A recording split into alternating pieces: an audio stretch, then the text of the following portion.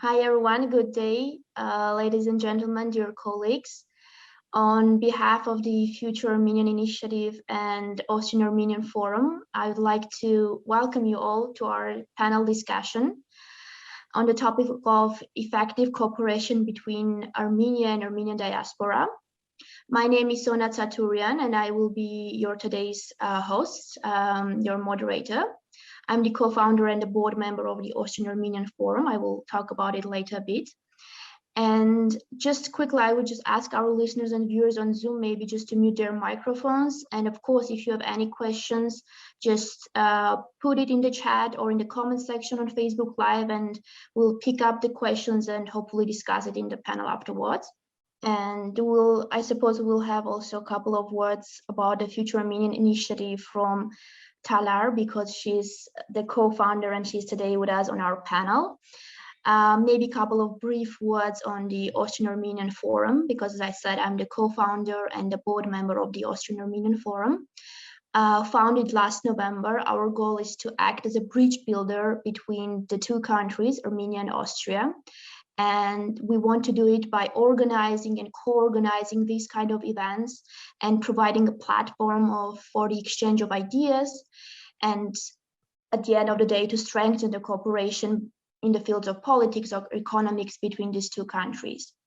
Now, turning to our event, as I said, we have two panelists with us today, starting with Ms. Talar Kazanjian. She is the co-initiator of the Future Armenian Initiative, the COO of Armenia 2041 organization, as well as the former executive director of AGBU Armenia. She has a vast experience in nonprofit management, and I'm very happy to have you, Talar, with us today. And turning to Mr. Raphael Der Agopian, again, president of the Association in Support of Artsakh in France, former president of AGBU Paris. I personally know Raphael when we met in November during the war on our Rigeria initiative from AGBU. And again, thank you, Raphael, for being with us today. Maybe to give our listeners a brief roadmap of what are we going to discuss today and what are the points we're going to touch today. As I said, our topic today is the successful cooperation, or how do we achieve a cooperation between Armenia and diaspora, how we can foster the cooperation even more. And for that, I think it will be right to start with the why, namely why it is important to have an effective cooperation between Armenia and diaspora, and how our panelists' personal experience in different diaspora institutions gave them an idea of what is a cooperation in terms of the Armenian diaspora. And then we will move in to look at the obstacles currently hindering, so to say, the effective cooperation between Armenia and Armenian diaspora. And at the end, we'll have a look into the future, maybe defining an agenda for the Armenian diaspora and understanding what is the involvement and what is the role of the current diaspora institutions such as Future Armenian Initiative or AGBU or other institutions in building the future and uniting the Armenian diaspora. So maybe, Raphael, starting with you, as I pointed out, you have a vast experience in working in AGBU and in other diaspora institutions. Why do you think, why did you engage, first of all, in these roles? And why do you think it is important for us to address the effective cooperation between Armenia and diaspora? Thank you so much, Sona, and hello everyone. Thanks for joining. Well, two very deep questions actually. First, regarding my commitment to the Armenian community and in France, it's quite long actually. I was a teenager because I was a part of the summer camp of AGBU in France, and since then I never stopped, working for AGBU, but at large for the Armenian diaspora and the Armenian community in France. And I am very strongly French. I am born and raised. I was born and raised in Paris. I'm 100% French, but as Aznavour, I am 100% Armenian as well. And for me, these are very complementary and enriching, and they're not at all conflicting identities. On the contrary. And for me, since I was a teenager, I really wanted to do something for the Armenian diaspora, for the community whom I belong to. And very quickly, when I started as a counselor at the summer camp. And then when I turned 18, I realized that there was a gap between the people of 18 years old who just finished high school and the people who were already entering in their professional careers, so the young professionals that we have at AGBU.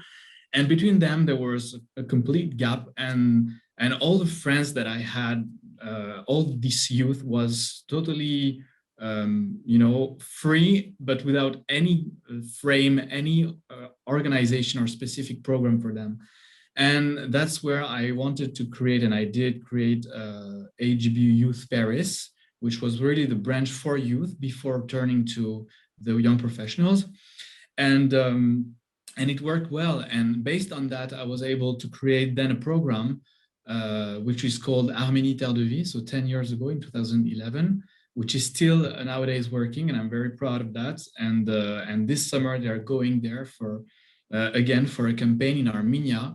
And the idea of this program is addressed not only for the Armenians of France, but also for French who are not with Armenian descent. And they go to Armenia and they create that bridge, which is so necessary for our country, but also for our identities, for diasporic Armenians, let's say.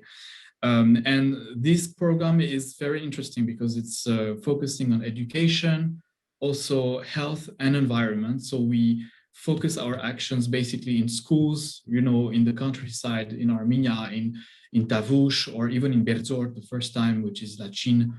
And based on that, then I wanted to continue, and AGBU asked me to become the chairman of AGBU Paris, the chapter of Paris, which I accepted, and I did that for 3 years. And now, since 2018, I am helping the kind of so-called ambassador of Artsakh in France, but he's not recognized. So let's say he's a representative, and I'm helping him with the association in support to Artsakh in France. We are doing a lot, to spread the word on Artsakh and sensitize, let's say, and the French people around these questions about Artsakh. And most recently with the war, it was extremely important when we see this kind of mediatical and media war that we faced also during that war. So it's something that burns inside of me, let's say. So, and again, it's really important to know where you come from, to understand where you're going. And me, I am French again, and I'm Armenian, and I cannot not do something. So that's why I'm very eager to see these kind of initiatives as the future Armenian initiatives, but others also. And I'm already supportive, I'm a signatory, and I encourage everyone to sign as well.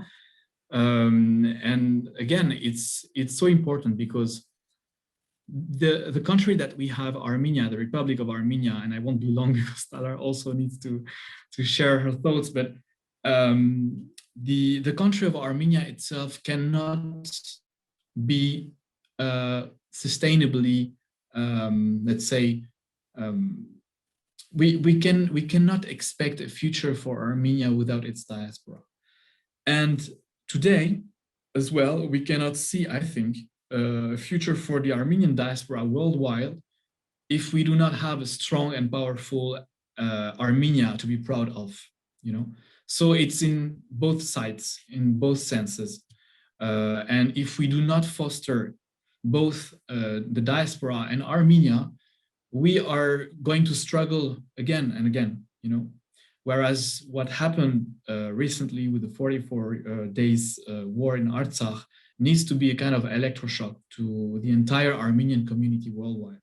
And we have to stop, again, talking about Hayastansis and Arev Medahai and Arev Elahai, etc. We are one nation, and that one nation needs a vision. that's clear. Thank you, Raphael Jan. I think you touched again like on so many points, and I will probably agree more with most of them, and maybe picking up on a couple of them also and giving the word to Talar. Raphael mentioned the involvement of Armenians in so many diverse areas, from starting from education as well as to political involvement. And the Future Initiative, Future Armenian Initiative, at the moment, like 2 of the 15 goals has, one of them is the Armenian Diaspora Unity, and you put focus on mutualism and trust between Armenia and the diaspora. And if I may quote it, it says to transform the relationship between the Armenia and diaspora. And the goal number 6 says to have a strong diaspora, so update and enhance diaspora's institutions. My question to you, Talar, will be now, based on so many issues that Raphael touched, also these 2 goals that you defined, why do you see a need to transform the relationship? What is it that is missing that you think that that's something that should be tackled?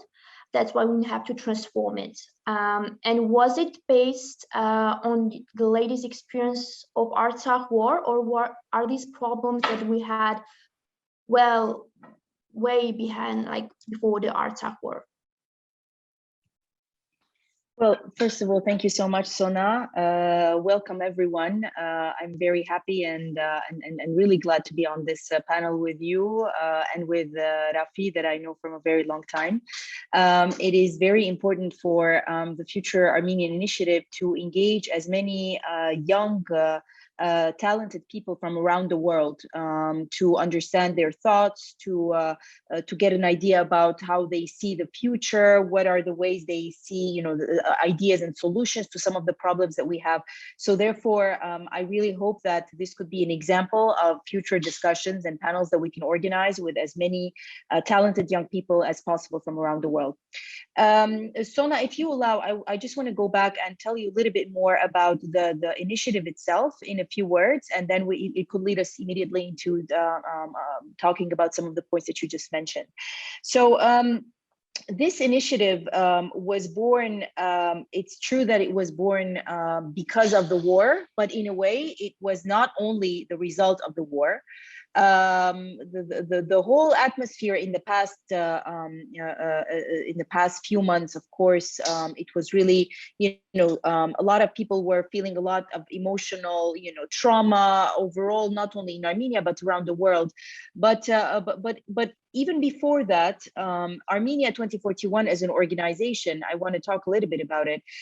It was supposed to actually, and it's still supposed to, design the path that would lead us to the future in 20 years' time, let's say.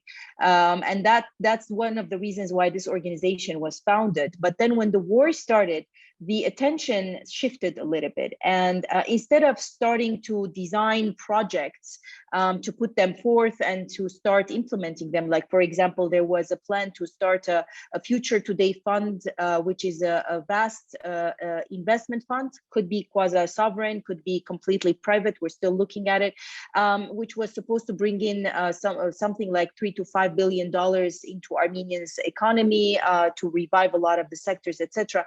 All of those were put on hold in terms of projects, because there was another idea that we realized as a group, is that given the very serious historic moment that we are going through as a nation, we needed to come together to create exactly the vision that Rafi was talking about.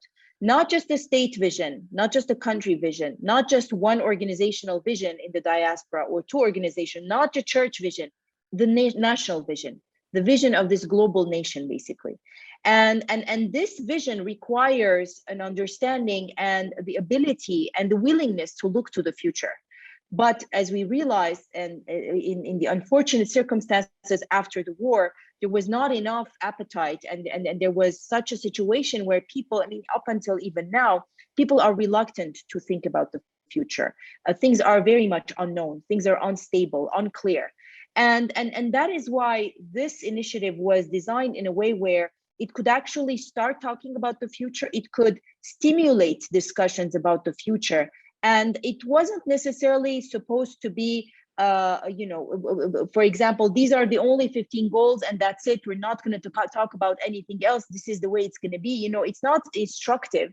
It's rather something that is, bringing people together around this 15, because I'm sure that obviously, most of Armenians agree on those 15 points, and then discussing together collectively about what we understand by each one of those 15 and how we think we will reach those 15 goals. Right. So if we look at those 15 goals as the Armenian SDGs, right? The United Nations has Sustainable Development Goals. So and that's, their number is 17, ours is 15. But if we look at this 15 as the Armenian SDGs, perhaps what we can do is create and design and beef up the interior of those 15 goals to really understand what they need and how we can reach them. And through this process, actually, we did engage a lot of people. For example, when we came up first when we designed those goals, we had 10 goals. So we sent it out to almost 1,000 experts that are close to the universe of this organization.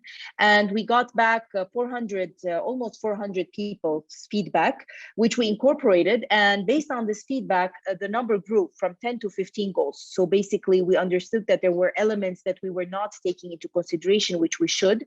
And we put them all together under 15 and we launched it. We launched this initiative on April the 29th, so a few days more than 2 months ago.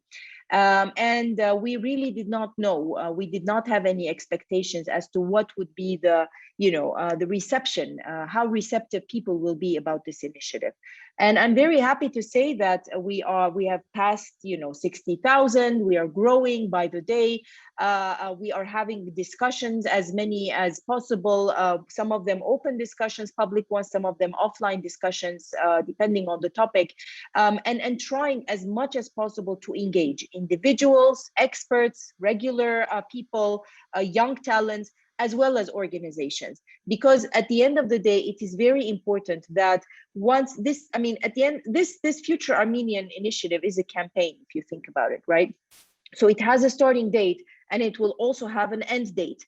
So when the end date arrives, we still haven't decided exactly when that end date will be, but we would really want to come out of this campaign with a very good agenda and a robust set of ideas as to what are the challenges that we are facing, how is it related to all of the goals that we're talking about, and how can we turn them into solutions and projects to be addressed.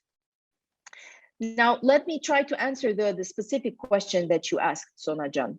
The relationship between Armenia and diaspora is a very interesting one. Armenia is not the first country to have a huge diaspora. We have seen other countries around the world that have diasporas. And I should say that each country goes through ups and downs in its relationship with its own diasporas.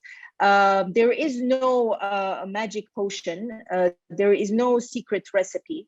But many countries have tried different ways of engaging their diaspora, and we have our own experience. Sometimes successful, sometimes not very successful. But there is one thing that is certain, it is that after the war, the relationship between the diaspora and Armenia needs to change. And the roles and the responsibilities that each side takes on itself and embarks on should be renegotiated and reshaped. Armenia, both as a state and as a society, should change and reform its views towards the diaspora. And the diaspora, whether organizations and regular people in the diaspora, should also redefine what they mean by their support for Armenia. Why are they supporting? Who are they supporting? And what's the vision towards which everyone is working towards? I think that's a very important thing, because emotionally, the diaspora has always been there for Armenia. I mean, we know it as a fact from based on different data points.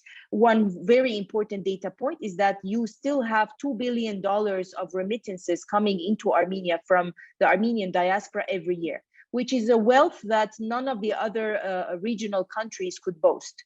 And that's a very serious number, actually. It has its pros and cons, of course. We can talk about it if you want.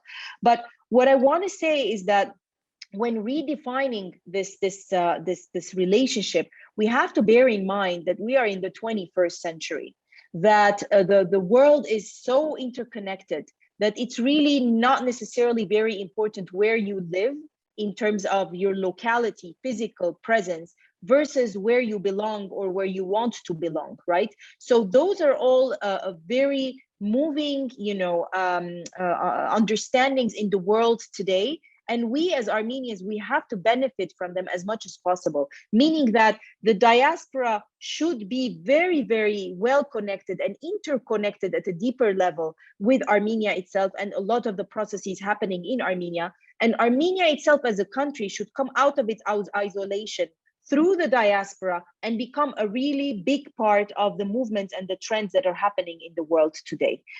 So I'll stop here and maybe we can engage in conversation and we can talk a lot about it a bit more later on as well. Thanks, Talar. Yeah. Maybe Sona, if you might, because it's a very interesting question and topic, and I fully agree with you, Talar-Jan. And there is something, if you remember well, so now when we were in Armenia in November during the war, we were invited by Raphael Der Agopian, the Armenian president, and he told us something that really marked me and that really was true. He said, for 30 years that Armenia exists, the Republic of Armenia, we have been building a wall between the diaspora and Armenia. And I totally agree with that. And that's the change of strategy has to be now, because indeed, I mean, the diaspora emotionally, as you were saying, Talar, the diaspora has always been there, even before the independence of Armenia with the earthquake. We all remember the involvement of the diaspora, and since then it never stopped, And most recently, when you think of the $200 million that were through the All Armenian Fund that were given by the diaspora, that were sent for the Artsakh war, it's a lot, yeah, indeed. But it's not enough, to be honest. And we could do even more if we were better organized, if there was such, a willingness from the Armenian state to, to engage and to embrace, its diaspora as a tool, but not just as a tool and let's say a cash machine, because unfortunately it is something that most of the people from the Armenian diaspora have been thinking for many years. They think that the diaspora is only worthy and only interesting if they send money to Armenia, and that's it. And we are not useful to Armenia in another way. And it's not true. I mean, we have so many experts, so many talents, so many people who are well-known, well-educated, and with their connections. And what you were saying about this amazing global world in which we have the opportunity to live right now, and that was completely emphasized by the COVID situation, the COVID crisis, because right now you can work with your laptop anywhere, so even if you work in a global company, you can go to Armenia and work from there, and you could still work in Texas while helping Armenia and on the other side, So it's amazing, and we have to use that indeed. And what I've seen when we were in Armenia in November during the war, I've seen many people like us from diaspora who wanted to do something and who could not stand just sitting on their chair, being there, in this confined and lockdown situation in their respective countries. And they were seeing their brothers in Armenia going to war at the age of 18 or 20, giving their lives, for the nation and for the future of Armenia. And we were there standing on our chairs, not doing and able to do something despite just sending money, So what I've seen is this richness, these incredible talents who are able to do something, going there in Armenia, engage, and at the same time, work for their own companies and own business, virtually. So that's amazing. Just to say that, indeed, we have been struggling a lot as a nation. And Armenia is still an enclave, it's a geopolitical strategy, its situation, and its border closed. We all know that. We know that Armenia has been suffering and has been an enclave for so many years. But the diaspora is an incredible tool. You know, it's a fantastic tool that we need to use. And we have to stop again. We have to kill that wall that Armen Sargsyan was talking about. We have to kill that wall, because right now we are just talking about one nation that struggles all together, and we have to move forward. So we have security issue, we have education issue, we have a geopolitical issue. In all these different topics and many more that we will talk about in a few minutes maybe, we have experts, we have individuals who are the best in class, you know, in maybe in the US, in Europe, in America, wherever you want, you know, in Russia. We have to use them. We have to use them, and they have to be used by the government state. And what I don't understand from the Republic of Armenia is that for a few years they have been appointing a minister of diaspora, but the minister of diaspora is not really doing what it should do, you know. For me, the minister of diaspora should be one of the biggest minister. Same with defense, you know, minister. It should be on the same level, you know. The minister of diaspora has so many powers and so many duties on its desk, you know. So this is something that we have to strengthen. And for that, we need an organization, and we need a vision. We need to understand what the Armenian Republic is expecting from its diaspora, and what also the diaspora is expecting from the Republic of Armenia, in both sides, you know, in both senses. So it's really important to set up a real strategy, because that strategy, you know, it's not only a question of money. It's a question of governance. It's a question of willingness. And if you check, for instance, Azerbaijan, because we are now talking about it, and they're our neighbors, if we want it or not, and what they have been doing, indeed, with the money that they have with oil and gas, they have been so intelligent, you know, in working with think tanks, in working with experts, and also sending locally experts and people to be lobbies, you know, in highly important institution, mainly European institution, in the US, etc. What are we doing towards that, you know? So these questions are very political, but it's not only political, because this is about the security of our nation as well. So we have to tackle these subjects as well, I think. I actually absolutely agree with you, Raphael. I think exactly these are issues that should be tackled. And I do also believe that what you both mentioned, that at the moment is, well, for a very long time, the diaspora was seen as a way of bringing into monetary investments into the country. And what would happen to that monetary investments was at the hands either of the government or either the institutions or individuals in Armenia. And there was not really the way of using the diaspora as a tool, using the intelligence of diaspora in the development of Armenia. But now, if we want to get a bit like more practical, I think there is like a huge gap that we're facing, namely, first, who should be responsible for the setting up this strategy that you mentioned, Raphael, right now? Because I do understand the Future Armenian initiative, as well as a lot of diaspora institutions, are not affiliated with any political group, are not involved in the governmental structures. Please, Talar, confirm this or not, but that is my understanding. So whether it is possible to set up this strategy of how we transform the Armenian diaspora connections and cooperation without the involvement of the government, that's my first question. Is it possible at all? And second, how are we planning on executing it? Because Talar, you said that the Future Armenian goals, like these 15 goals, were based on the model of the SDGs, of UN SDGs. And as we know, the UN SDGs are more or less, they're like soft law, would you say, and they're not, you cannot execute them. At the end of the day, it is upon each country whether they want, they're more like recommendations. So do you believe it is enough at this stage, or to keep this as a recommendation, as a general framework, or should we go a step further, maybe later, to how we can execute and how we can bring individuals to understand that this is something that really should be done? Thank you, Sona. one thing is very clear for me personally, as well as for the people involved in this initiative, is that you cannot do things without the government. So we really have to find a way to work with the government. And it really, I mean, it's not the amount and the extent of the problems and the challenges we have require us to all collectively work together. You cannot, the government alone cannot tackle the problems that we have. The society alone cannot tackle them.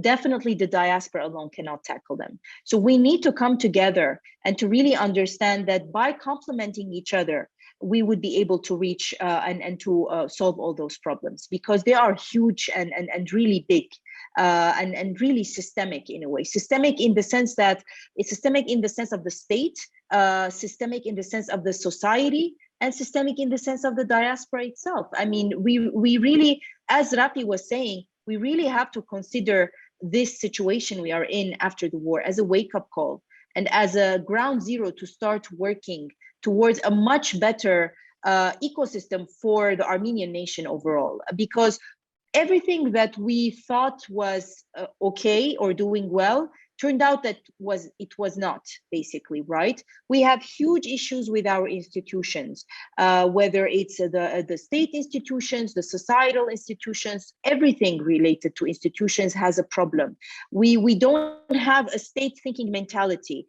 State building is not something that we have been very good at, neither actually national building, if you think about it, because nation building is something that happens and requires a constant review and a constant attention by everyone, especially in the elites of a country, to focus on. Nation building has not really happened in the Armenian world, especially in the past 30 years. Perhaps it used to happen a little bit before because we were part of the empire of the Soviet Union in terms of Republic of Armenia, but not afterwards, basically. So all of the senses, all of the mechanisms that are required to move a nation forward have been struggling, have been in a way also absent, if we are going to be completely honest.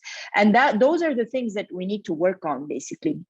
But again, we cannot work on them separately. We have to work on them together. So the issue is not whether we want to or we need to work with the government. I think the question is, how do we do that? How do we bring people together? What are the mechanisms? And this is something that requires a huge amount of discussion and debate. And that is one of the reasons why we are actually organizing those discussions, so that we could have interesting ideas coming out of them. And there are multiple ideas and multiple other examples from other countries to look at as well. But it's very important for us to really understand that this is a huge issue and that we really have to find ways and options and scenarios to solve it. Thanks, Talar. I completely agree with you. And I think the thing that I picked up is that at this very moment, our task is to understand that we really are facing a problem, that this bomb that was ticking just exploded after the war, in terms of that our institutions needed really reforms. Our understanding of how the diaspora and Armenia cooperation should work does need a change in its views. And now we have to, once we define these problems, we have to together come up with the solutions and come up with a possible agenda. And maybe afterwards we can get in with the government and make sure that also these agendas can be executed. Am I right too? This was your structure of how we can, yeah. And now if we again talk about changes necessary and what will be the, not the ideal, but how we can come up with that.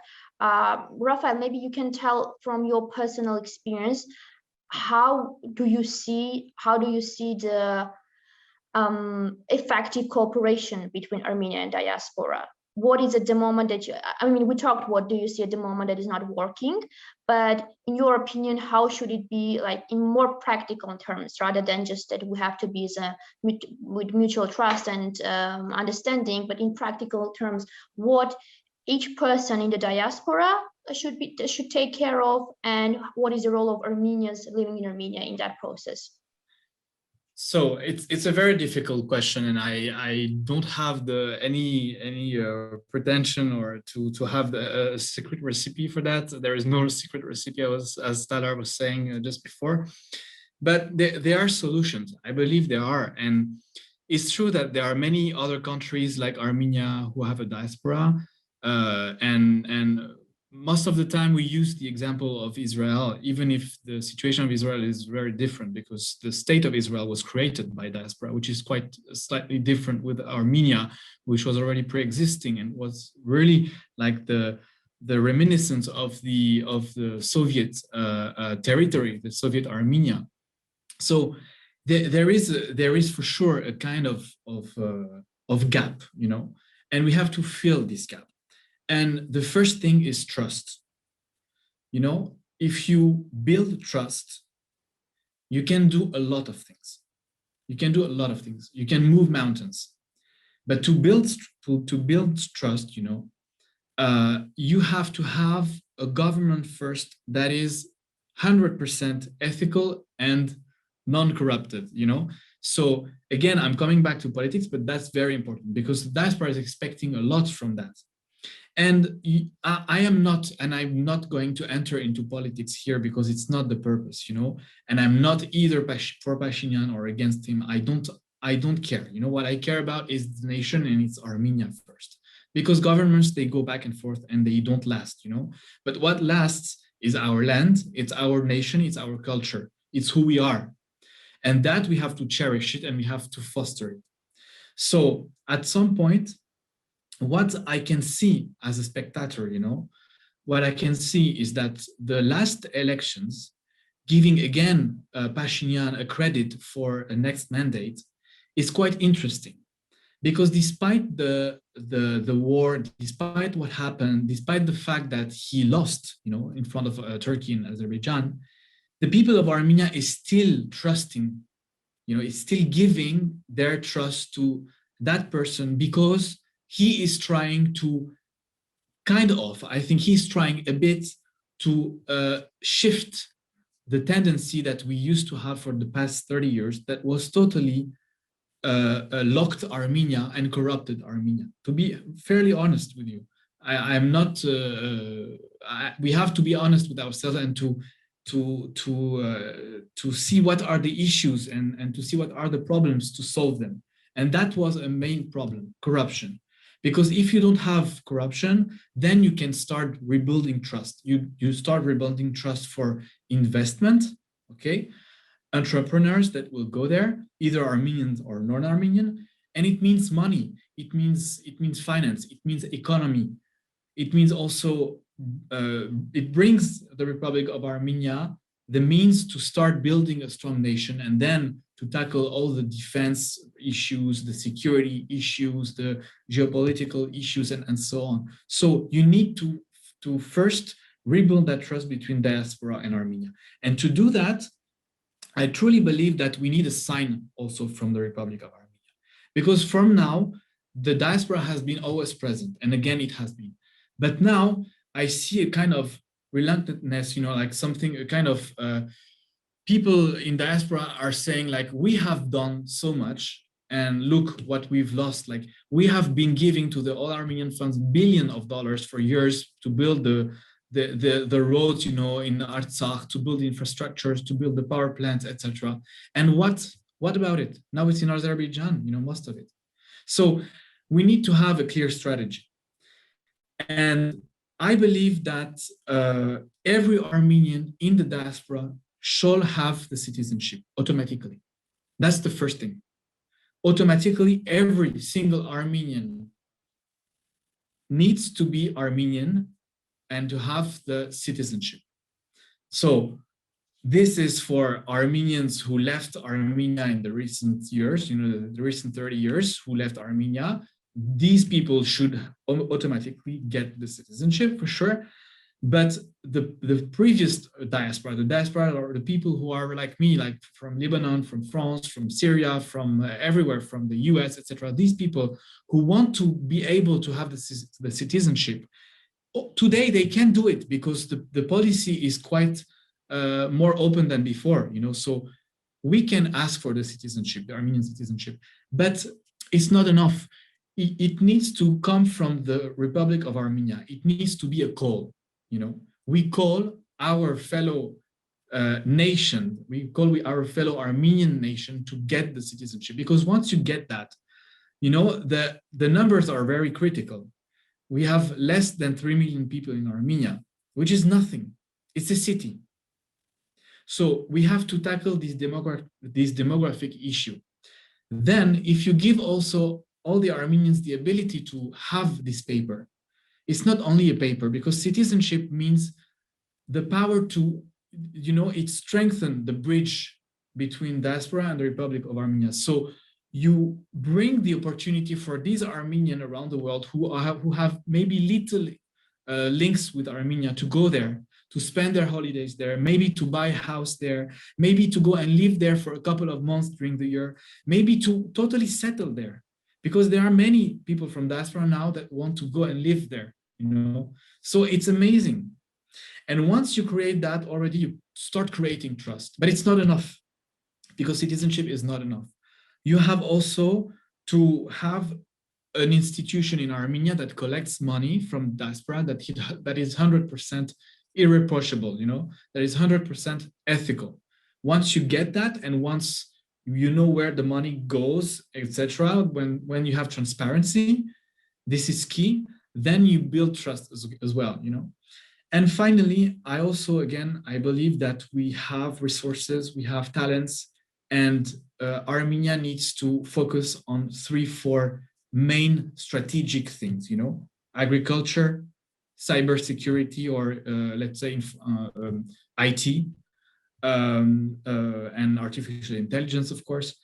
We have to focus as well on renewable energy, because we cannot still remain totally liable to and dependent of other countries like Russia, for instance. So these are things that we can tackle, and we can tackle it as a nation using also the talents that we have in the diaspora.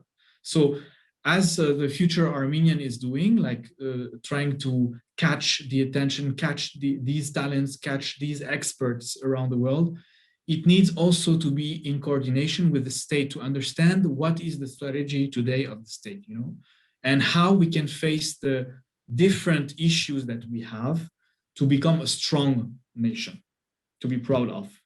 So I don't know if I'm answering, there are so many answers, and I'm not saying that I have a solution, but for me, these are a starting point. And again, the final one would be maybe, and maybe I'm going too far, but I really saw that during the war. I think that sending money like that just occasionally is not enough. We have to be like Jews, you know. Jews, they have a part of their salary that they're giving to the community. And if we do that, I'm not saying that we're sending that money to Armenia. No, no, no. I'm saying that every diaspora in its country, in the US, in France, in Lebanon, etc., they need to have an organization, again, very transparent, that is enabling Armenians to give a part, you know, every month, a part of money of their salary to that organization to be able to have an impact locally, which we don't have an impact locally in our different territories, you know, in diaspora. So basically that's an idea, but and we have to think of it, I think. I think these are very interesting. I mean, some of them, I would say for me personally, are a bit radical, like giving citizenship to every Armenian, also just considering the reasons why most of the Armenians left Armenia, like the latest waves of leaving Armenia, basically based on immigrations and stuff like that. But I think these are something that we can pick up and maybe develop a discussion and understand what can be the pros and cons of each one. Maybe also touching on the incentives on why should each person from the diaspora actually care, like besides this keeping the emotional part of it out of it, that this is our country and we are on the brink of being non-existing, and maybe in a couple of decades, if we continue with this rate of immigration and with this rate of not understanding and cooperating with each other. is it something that we have to consider when we are coming up with possible strategies, that we have to have further incentives for the diaspora to be engaged in the process? Or do we take it as a granted or as a given that, of course, once we come up with a strategy, it should be the natural thing that everyone will be in it and will join it? Maybe Talar, you can give your ideas on this, or maybe something else that you wanted to say before. No, you're absolutely right. I think it's I'm looking at the time, actually. We have 10 more minutes, so I'll try to be very brief. It's a chicken and an egg situation, Sonajan. You know, we can say that you should care because Armenia needs you, or Armenia is, you know, I think it should be a different way that we look at it. For me, right now, the important thing is to focus on developing Armenia as a country, because we will lose the diaspora and the strength of the diaspora if we do not have a strong Armenia. The raison d'etre of the diaspora should be having a strong Armenia, and therefore that's what we have to do, and we have to focus on for the next decade, if not more, to really build a strong state, robust economy, a visionary, you know, cutting edge sectors, economic sectors, etc. And so, and coming back and as to how do we see the mutualism and how we see the connections, I see them on multiple levels, actually, and I will mention a few of them. As Rafi was saying, on the state level, when we talk about the vision of the country, the diaspora should be involved. Therefore, we have to bring in as many experts as possible from the diaspora for them to be engaged in the strategy building and then the strategy implementation. And once you have that vision of what the nation should be and the country should be, you go down one level deeper into the sectoral strategies. And there, I think that in addition to perhaps having a ministry of the diaspora, I actually don't have opinions as to whether it should be a ministry or like a commissioner's office as we have now. But what I think is, on the level of each ministry, we should have an advisory board, let's say, of people, of experts from around the world who are diaspora, or maybe friends of Armenia. They don't necessarily need to be ethnically Armenian, but their ideas and their recommendations and their experience has to be imbued in everything we do.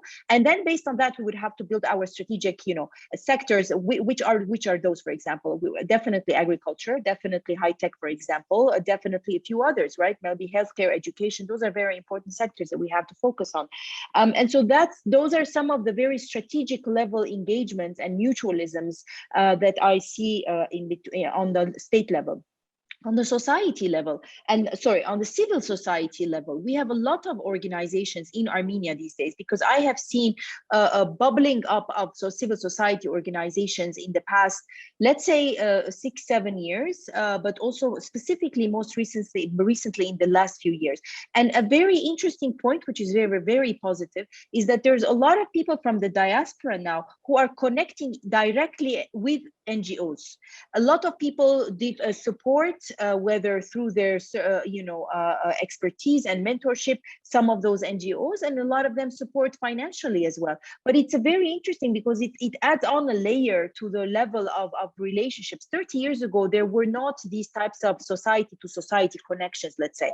So that's very interesting, and it should grow, basically, because that's also it enriches the society, and it enriches the relationship and the interconnectedness and the social networks. The third level that I think of is the regular society, the regular citizens, let's say.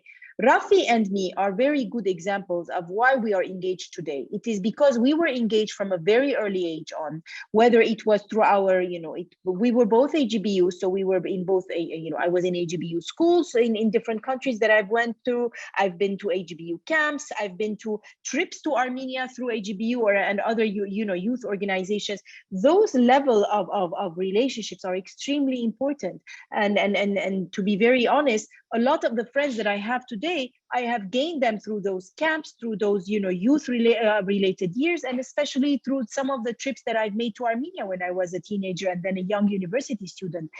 So those are very important. And when we talk about trust, Rafi, trust has many layers. And some of the trust that is built and is created in an individual comes from those very early ages and years on. So when we think of the diaspora and the trust relationship between the diaspora and the Republic of Armenia, these are some of of the very basic trust relationships that we have to keep in mind. We have to allow as many people from the diaspora, especially the youth, to come to Armenia, to explore it and experience it on their own, and to build those trust relationships. And I think that's very important. So those are some of the levels and the layers of engagement and connections and solutions that I see, Sona. Thank you.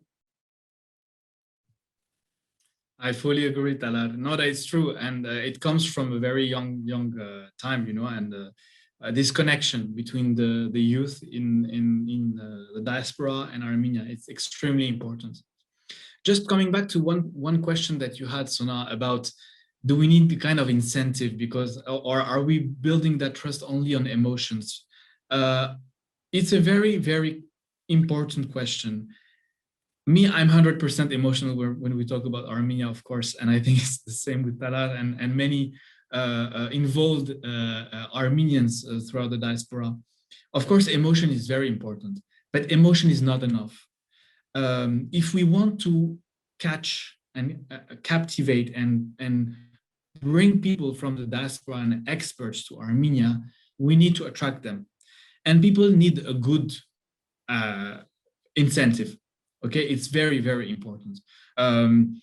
I truly believe that some people would even agree to have a lower incentive by coming to Armenia, but at least they have a sense of purpose and they have something in their life that is meaningful. And that's also a middle, you know, a stage solution that is also to be taken into account. But to be 100% honest, in Armenia, everything has to be done, you know. It's a wide door open, you know, to all possibilities there. Any entrepreneur or any young person who wants to invest or to do something or to create a startup, either in IT, but in many other subjects, in education, in agriculture, in environment, in any type, you know, it is possible. But for that, we need also to involve the government to ease the processes and to, again, give the trust so that these people don't go there and be totally like to be, you know, completely lost and have this kind of illusion of being able to do something but they can't. So that's also very, very important. So for that, you need a very strategic effort from the civil society, but at most from the government, to call, you know, the youth and the talents from all around the diaspora and go there and invest, because going there for just holidays and going there for summer, etc., is not enough.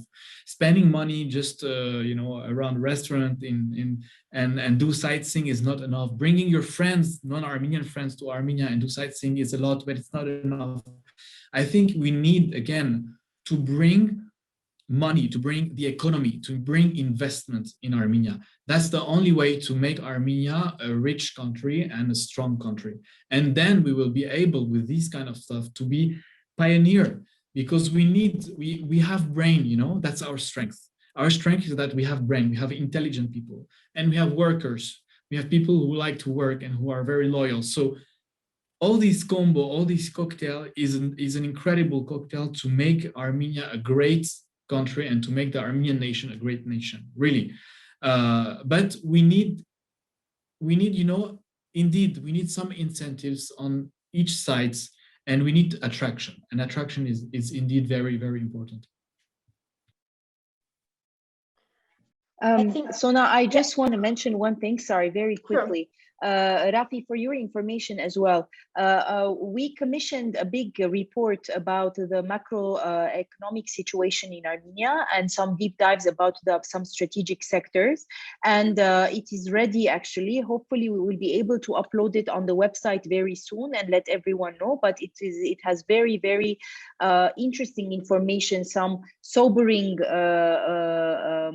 data, but also some very interesting opportunities that we have have to be able to capture. So hopefully, especially if in the future we continue these types of discussions, it would be very good that for us to take one of those, for example, whether it's statistics, whether it's macroeconomy, or any one of those sectors, and start digging deeper into trying to understand how we can move forward in a more tangible way. I just wanted to mention about that, the report. Sorry. Yes, go ahead, Sona. No, great. That is great, great news, and I didn't know that too. And I will make sure to follow and get my hands on it once it's out. I think by way of concluding this discussion of ours, while we started with a bit of heavy topics, a lot of problems that we're facing, a lot of strategies that we have to come up with, both of you, I think at the end, agreed that while we do have challenges, there is a ground for building up the strategies for it. There is a room, there is something positive going on, there is willingness on both sides.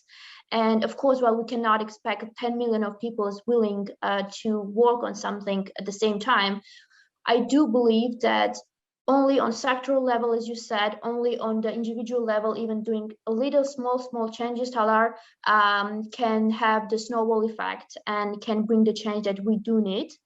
I think, and in that sense, the Future Armenian initiative is a great starting point to define what are our problems first, and what's and how's of the solutions. And in that sense, I want to thank you both for your time. I hope for our listeners and for our viewers, this fostered a bit more discussion and ideas of how we can move forward, and what does the Armenian diaspora transformation discussion look like in the future as well. And please make sure to reach out to the Future Armenian Initiative or the Armenian Austrian Forum if you have any ideas, if you have programs or plans which you like to see implementing, or just to discuss. I think this is what we can offer, a platform for discussion, and hoping that out of these discussions, the solution that we need will come out. Thank you very much both, and thanks to our listeners and viewers. Stay healthy. Thank you very much. Thank you. Thank you.